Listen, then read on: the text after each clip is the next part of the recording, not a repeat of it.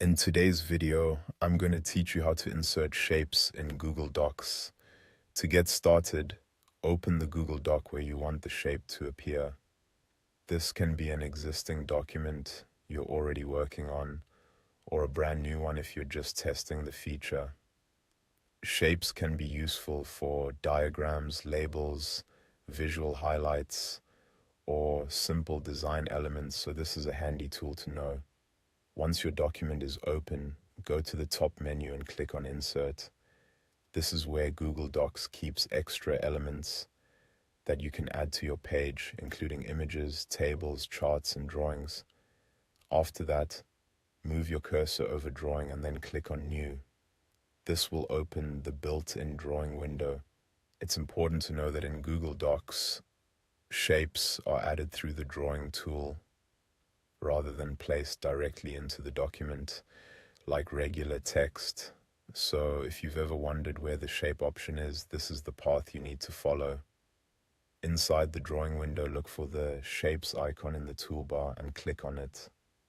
A drop-down menu will appear with several categories, and from there, click on Shapes. This section includes common options like rectangles, circles, arrows, and other basic forms that work well for most documents. Now choose the shape you'd like to add. Pick the one that best matches what you want to create. If you're making a call out, a process diagram, or just adding a visual element, selecting the right shape at this stage will make the rest much easier. Once you've selected your shape, click and drag inside the drawing area to create it. As you drag, you'll control the size of the shape, so take a moment to adjust it until it looks right. If needed, you can redraw it for a cleaner result.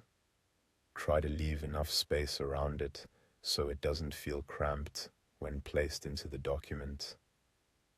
When you're happy with the shape, click Save and Close.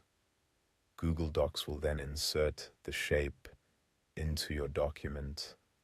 From there, you can position it within the page as needed.